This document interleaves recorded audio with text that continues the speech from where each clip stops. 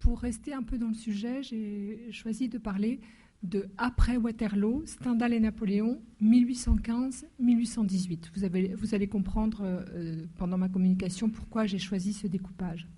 Donc il ne faudrait pas juger de manière unilatérale et univoque la position de Stendhal face à Napoléon.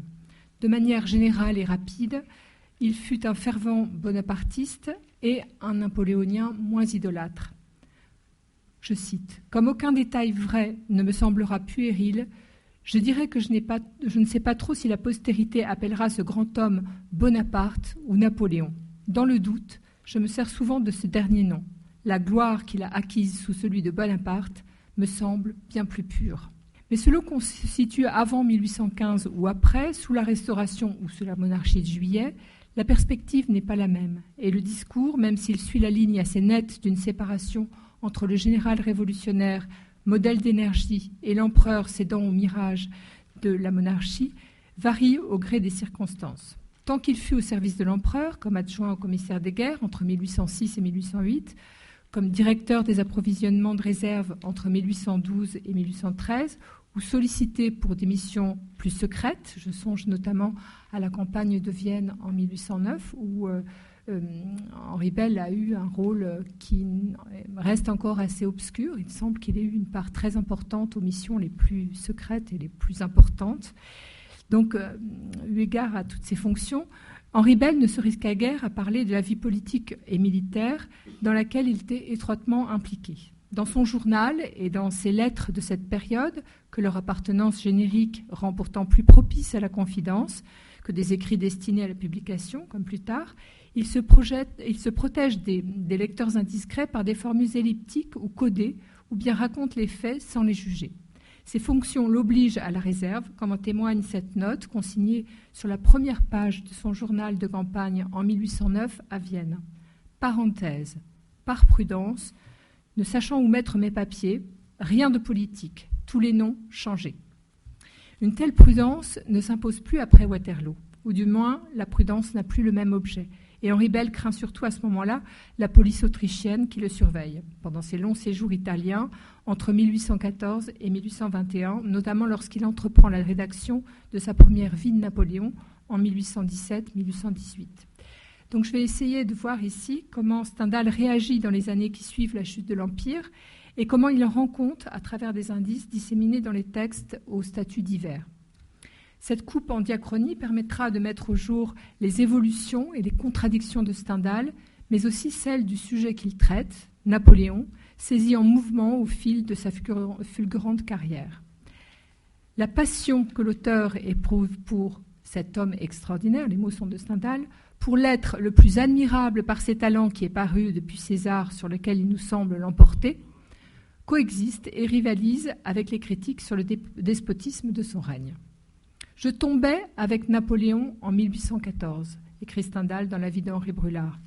Demi-solde, à court d'argent, le jeune fonctionnaire de l'Empire s'exile volontairement en Italie le 20 juin 1814 pour des raisons économiques autant que politiques et amoureuses.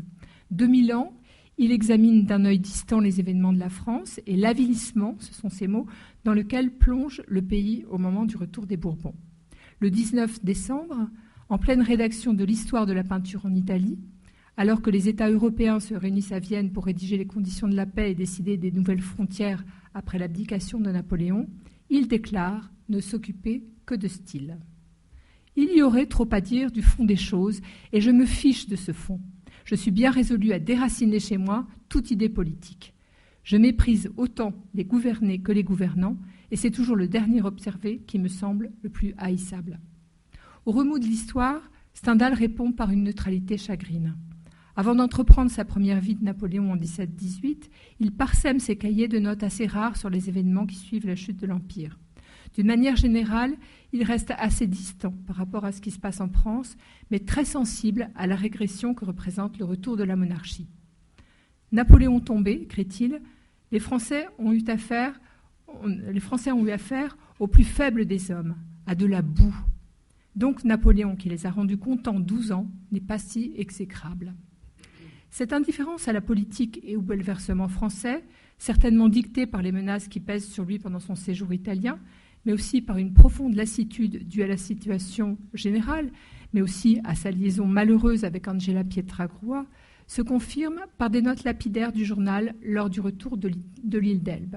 La date du 11 mars 1815, où d'Italie il apprend le débarquement à Golfe-Juan, il écrit avec des involtures. Alors, il écrit en anglais, donc je vais être obligée de vous lire la citation exacte. The most gay hopes of success for Milan. Alors, Milan, c'est le pseudonyme, enfin, c'est le nom crypté pour Stendhal de Napoléon. Ce serait le triomphe de l'admiration et le plus bel événement de sa vie. Les femmes aiment les amants qui les battent. Mais il ne dit rien d'autre sur l'épisode des 100 jours, ni sur la bataille de Waterloo elle-même. Et on va voir, alors je ne sais pas comment l'expliquer, mais j'essaie ici de répertorier les silences de Stendhal sur Waterloo. Il ne commente pas non plus les troubles français avant le 19 juillet 1815, où depuis Padoue, de manière assez laconique, il évoque la capitulation de Paris et l'absence de réaction des Parisiens. Le 19 juillet, à 2h30, écrit-il dans son journal, j'avais lu dans la journée la capitulation de Paris. Tout est perdu, même l'honneur. Et le lundi 25 juillet 1815, depuis Venise où il séjourne, l'allusion à Waterloo est encore escamotée au profit d'une analyse de l'actualité, entre colère et détachement. Alors la citation est un peu longue, mais vous allez voir que, puisqu'on va parler d'Uchronie, c'est assez intéressant. J'ai lu au Café Florian les malheurs et l'avilissement de la France, je veux dire l'entrée du roi et ses premiers actes. Le parti de l'éteignoir triomphe. L'éteignoir, c'est évidemment les Bourbons. Il ne me reste plus qu'un vœu, c'est que les lâches habitants de Paris soient bien vexés par les soldats prussiens logés chez eux. Les lâches, on peut être malheureux, mais perdre l'honneur. La haine de la tyrannie a égaré les chambres. Il paraît qu'elles ont forcé Bonaparte à la démission, dans un moment où son grand nom était plus nécessaire que jamais. Alors peut-être que ça, c'est une allusion détournée à ce qu'aurait pu être l'issue de Waterloo. La France ne sera jamais heureuse que gouvernée par un souverain illégitime, c'est-à-dire qui tienne sa place de la Constitution. Et c'est là que vient l'Uchronie. Le duc d'Orléans serait bon aujourd'hui. Si on attend que la couronne lui échoue légitimement, il ne vaudra plus rien. Alors c'est même une prophétie, c'est plus qu'une uchronie. Pour me consoler de ce grand malheur arrivé à la raison humaine, je suis allé faire le tour de Venise. Je ne rentrerai de longtemps dans un pays sans liberté et sans gloire. Se profile ici la principale critique que l'auteur de la vie de Napoléon instruira contre Napoléon. Le pouvoir ne doit pas venir par transmission héréditaire et arbitraire, mais d'une constitution fondée en droit. Le 23 août 1815, Henri Bell affiche ses positions libérales et note dans son journal « Utilité de la non-légitimité des souverains et hors de la constitution anglaise, il n'y a point de salut ». Pourtant, en 1815, Stendhal n'exclut pas qu'un pouvoir fort manifeste momentanément sa violence positive. En pleine terreur blanche, il témoigne sa préférence pour celui qui a su faire avancer l'histoire, inventer un ordre nouveau et refaire la cohésion nationale à un moment où elle était menacée, au prix certes d'un despotisme énergique. Mais on connaît le goût de Stendhal pour les hommes forts, pour l'énergie. Le 29 septembre 1815, on ne fonde les États que par un despotisme franc, comme Napoléon, ou une république orageuse comme Rome. Voilà qui justifie Napoléon. Il crée sa constitution sans noblesse et des plus libérales que celle des Bourbons. Napoléon II, encore une uchronie, décidément, eut trouvé un Sénat et un législatif résistant. L'extinction de la famille des Bourbons eût été utile à la France. Stendhal reprend là la même idée dans le premier projet de dédicace de l'histoire de la peinture en Italie du 18 octobre 1815. À Sa Majesté Napoléon le Grand, empereur des Français, retenu à l'île de Sainte-Hélène. Et voici ce qu'il adresse comme épigraphe, comme dédicace à Napoléon. Je coupe la citation, bien sûr. L'équitable postérité pleurera la bataille de Waterloo, comme ayant reculé d'un siècle les idées libérales. Elle verra que l'action de créer exige de la force et que sans les Romulus, les Numa ne pourraient exister. Puisse le ciel, sire, vous accorder des jours assez longs pour voir la France heureuse par la Constitution que la dernière de vos chambres des communes lui a léguée. Alors, sire, Elle vous pardonnera le seul acte de faiblesse qu'elle ait à vous reprocher, de n'avoir pas saisi la dictature après Waterloo et d'avoir désespéré du salut de la patrie. Alors ça m'a amusé parce que ce matin, on a parlé justement de cette imagination, enfin de cette façon de voir les choses qui était répandue dans la France d'alors. Hein. Voilà, Napoléon aurait dû saisir le pouvoir par la force et on a vu ce matin que Napoléon avait dit qu'il ne voulait pas et n'avait pas voulu le faire. Comme Madame de Staël au début de l'Empire, Stendhal pense que Bonaparte fut un moindre mal. Le général corse et son pouvoir musclé ont évité un retour prématuré des Bourbons au trône. Stendhal se prend parfois à rêver qu'un autre cours des choses est présidé aux événements, effaçant l'histoire des faits pour se projeter dans un temps où elle n'aurait pas encore eu lieu, où tous les possibles seraient encore permis. Toujours en septembre 1815, en marge d'un ouvrage de Benjamin Constant qui avait rédigé l'acte additionnel du printemps 1815, voici ce qu'il écrit.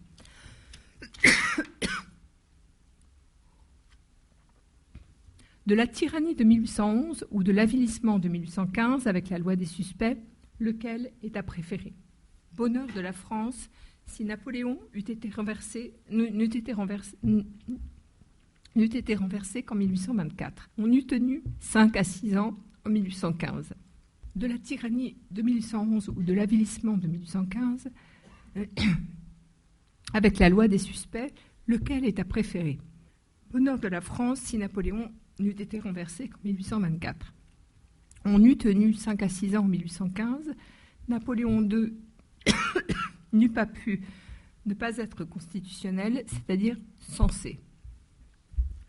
Stendhal oublie là que cet acte additionnel fut rédigé dans l'urgence et sous la pression des événements. Mais à ce moment-là, il faut défendre Napoléon à tout prix. L'idée qui l'obsède alors, dans la curiosité qui le prend d'aller voir au-delà du réel ce que serait devenue la France si Napoléon avait gagné la bataille de Waterloo, c'est que l'histoire ne pouvait pas s'en tenir à cet état de fait.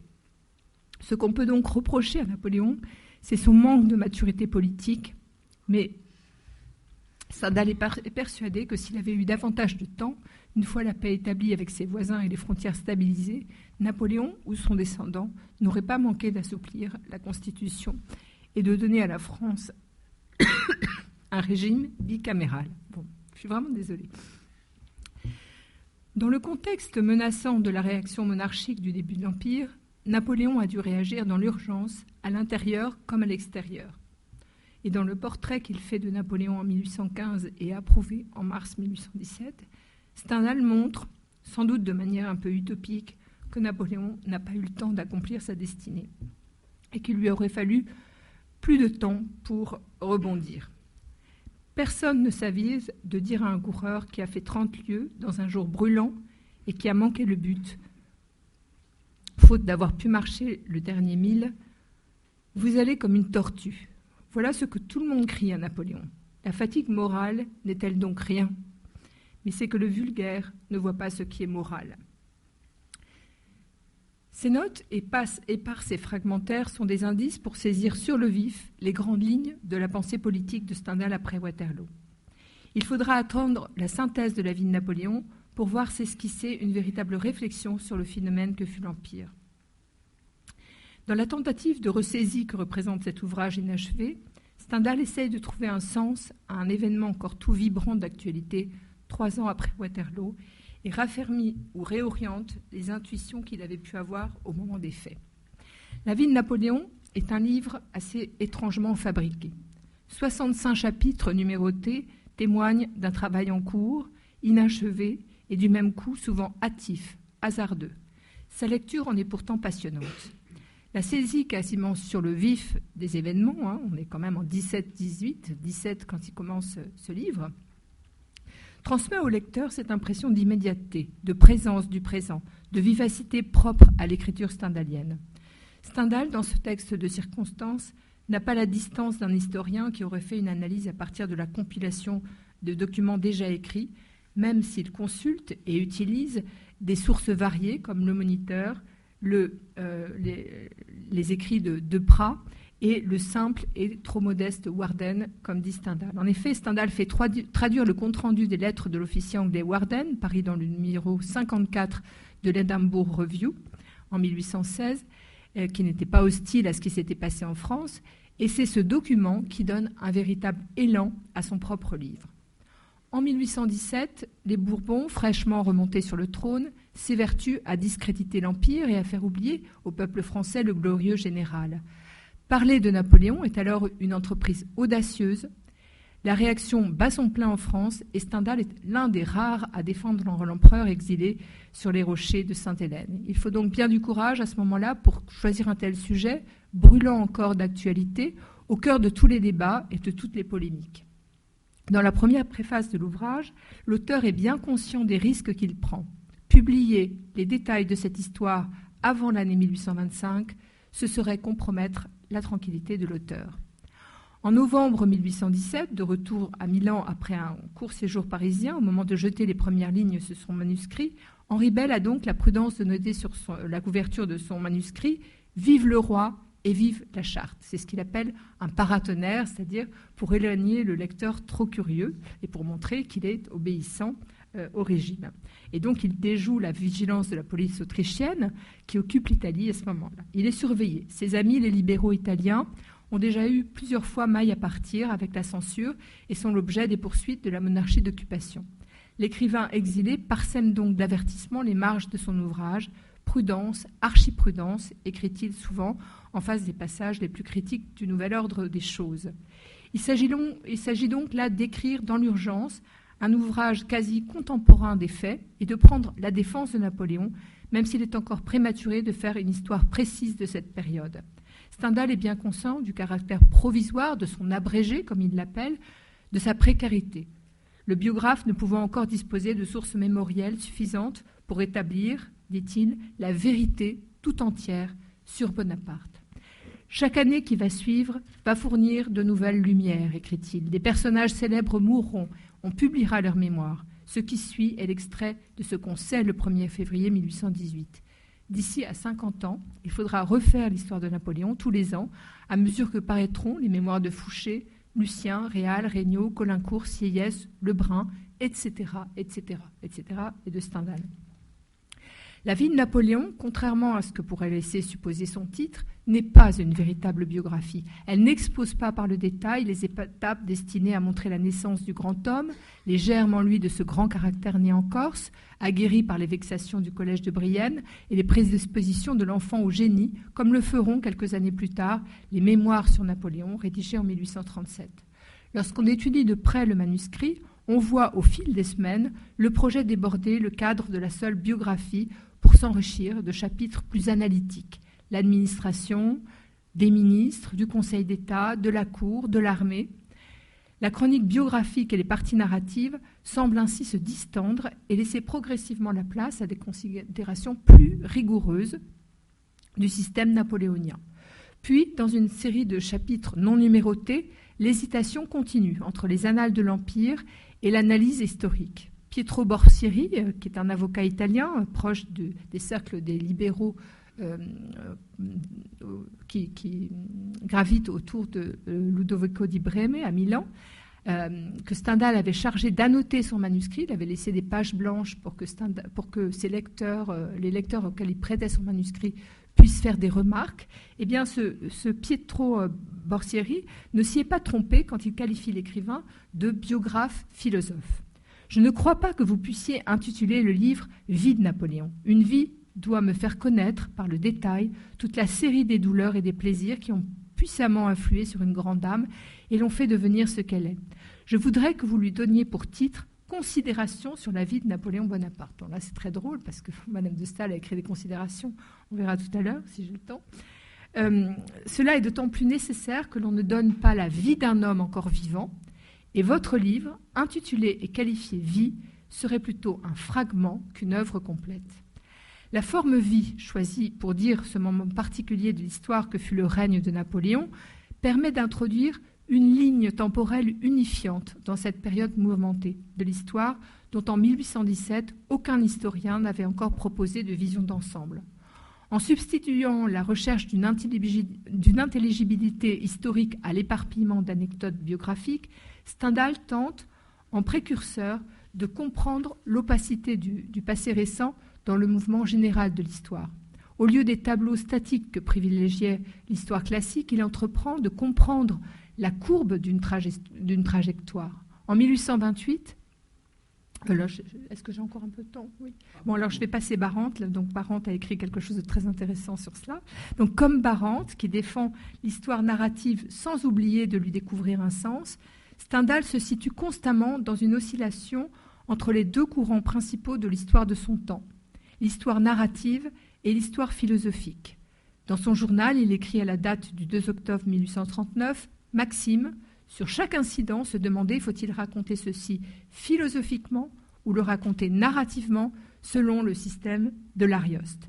C'est donc par la compréhension narrative qu'il arrivera à atteindre la vérité la plus approchante de ce qui s'est passé. » Donc ce qui caractérise la vie de Napoléon, selon Stendhal, c'est la monarchisation progressive de son pouvoir. Napoléon, fils de la Révolution, a bafoué les idéaux de 1789 et son histoire, telle que Stendhal la raconte, est celle d'un déclin. Stendhal a lu Montesquieu et propose de lire l'histoire récente selon le schéma d'une grandeur et décadence. Comme les idéologues et les historiens de son temps, il est très sensible à la figure de la rupture. Au lieu d'une succession d'instants dont on ne voyait pas encore la cohérence en 1817, Stendhal tente donc de penser l'histoire de cette période à travers une série de ruptures. Jusqu'en 1804, on ne voit pas arriver l'empereur, puis l'historien montre les étapes qui ont conduit le grand homme à cette chute dont les grands moments, les deux grands moments forts sont la guerre d'Espagne et la campagne de Russie. Je passe les citations. Mais cette analyse n'est jamais une condamnation sans appel.